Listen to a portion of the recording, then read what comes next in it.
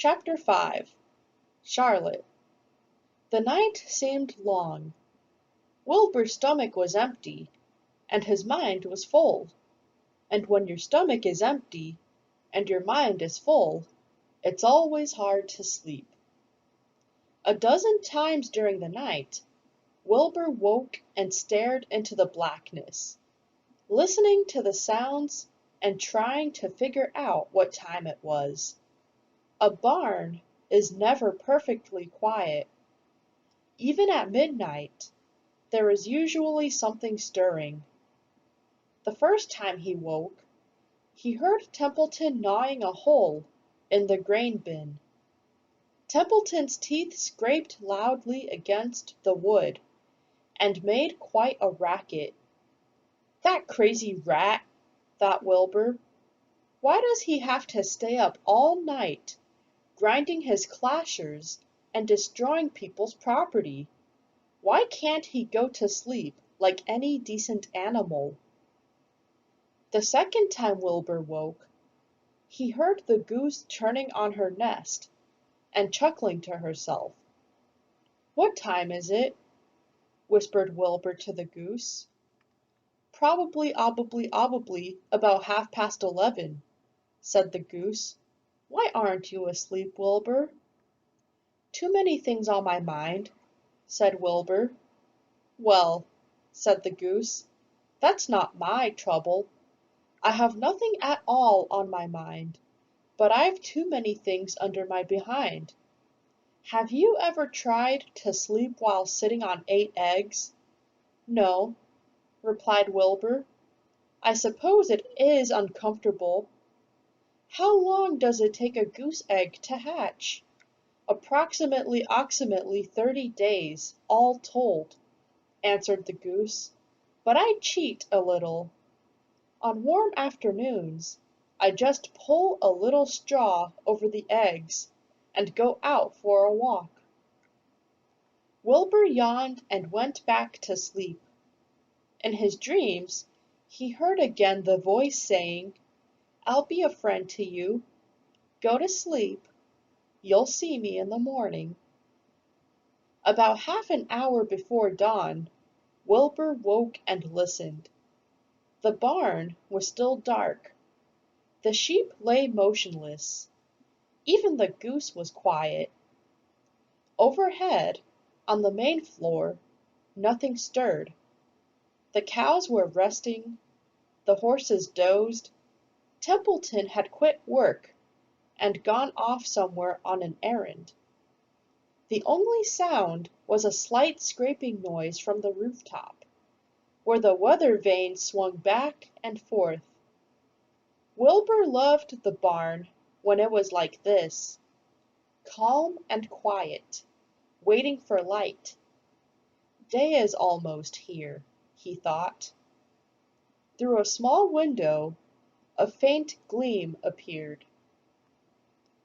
One by one, the stars went out.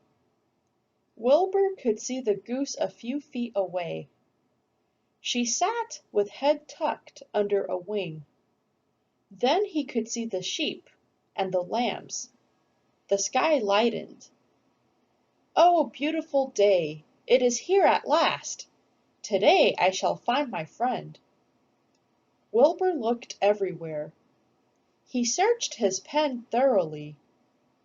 He examined the window ledge, stared up at the ceiling, but he saw nothing new. Finally, he decided he would have to speak up. He hated to break the lovely stillness of dawn by using his voice, but he couldn't think of any other way to locate the mysterious new friend who was nowhere to be seen. So Wilbur cleared his throat. "Attention, please," he said in a loud, firm voice.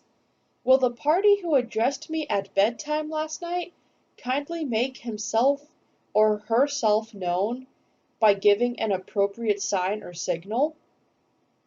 Wilbur paused and listened. All the other animals lifted their heads and stared at him. Wilbur blushed, but he was determined to get in touch with his unknown friend. "Attention, please," he said. "I will repeat the message. Will the party who addressed me at bedtime last night kindly speak up? Please tell me where you are, if you are my friend." The sheep looked at each other in disgust. "Stop your nonsense, Wilbur," said the oldest sheep. "If you have a new friend here, you are probably disturbing his rest. And the quickest way to spoil a friendship is to wake somebody up in the morning before he is ready. How can you be sure your friend is an early riser?" "I beg everyone's pardon," whispered Wilbur. "I didn't mean to be objectionable." He lay down meekly in the manure, facing the door. He did not know it, but his friend was very near. And the old sheep was right. The friend was still asleep. Soon Lurvy appeared with slops for breakfast. Wilbur rushed out, ate everything in a hurry, and licked the trough. The sheep moved off down the lane. The gander waddled along behind them, pulling grass. And then, just as Wilbur was settling down for his morning nap, he heard again the thin voice that had addressed him the night before. "Salutations," said the voice. Wilbur jumped to his feet. "What?" he cried. "Salutations," repeated the voice. "What are they? And where are you?" screamed Wilbur. "Please, please tell me where you are, and what are salutations?" "Salutations are greetings," said the voice. "When I say salutations, it's just my fancy way of saying hello or good morning. Actually, it's a silly expression, and I am surprised that I used it at all. As for my whereabouts, that's easy. Look up here in the corner of the doorway. Here I am. Look, I'm waving." At last, Wilbur saw the creature that had spoken to him in such a kindly way. Stretched across the upper part of the doorway was a big spider web, and hanging from the top of the web, head down, was a large gray spider. She was about the size of a gumdrop.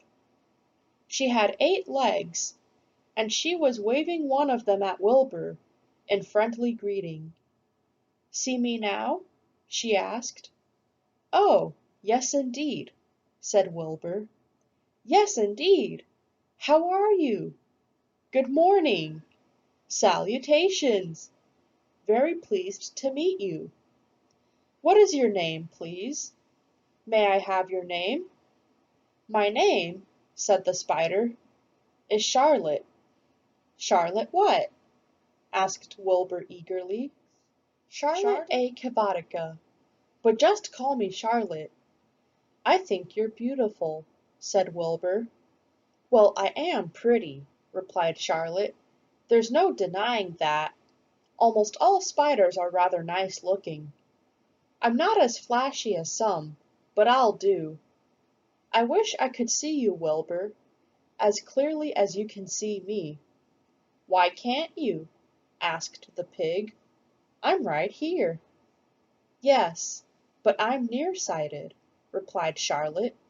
"I've always been dreadfully nearsighted. It's good in some ways, not so good in others. Watch me wrap up this fly." A fly that had been crawling along Wilbur's trough had flown up and blundered into the lower part of Charlotte's web, and was tangled in the sticky threads. The fly was beating its wings furiously, trying to break loose and free itself. "First," said Charlotte, "I dive at him." She plunged head first toward the fly. As she dropped, a tiny silken thread unwound from her rear end.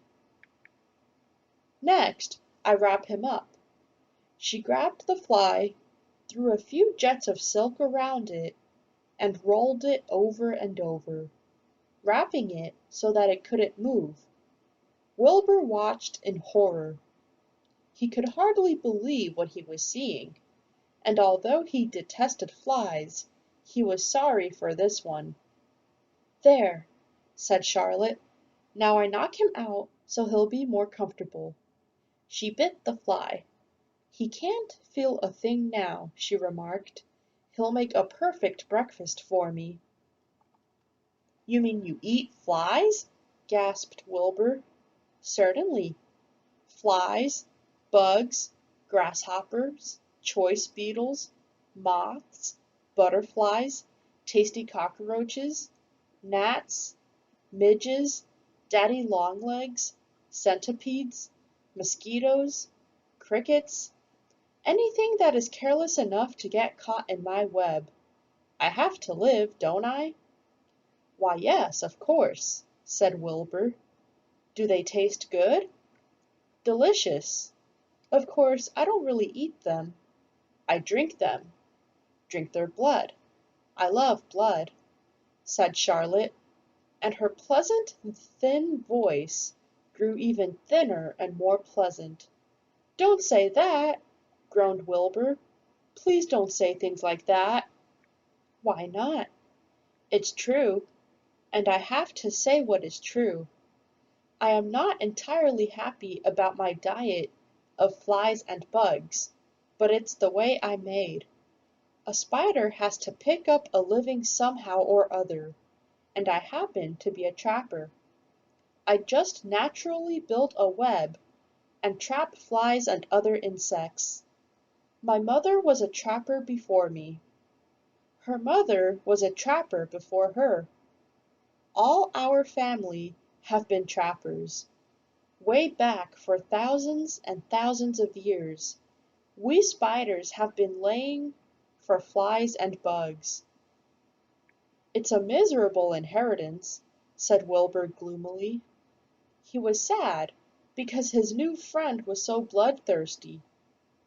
"Yes, it is," replied Charlotte, "but I can't help it. I don't know how the first spider, in the early days of the world, happened to think up this fancy idea of spinning a web, but she did, and it was clever of her too. And since then, all of us spiders have had to work the same trick. It's not a bad pitch, on the whole." "It's cruel," replied Wilbur, who did not intend to be argued out of his position. "Well, you can't talk," said Charlotte.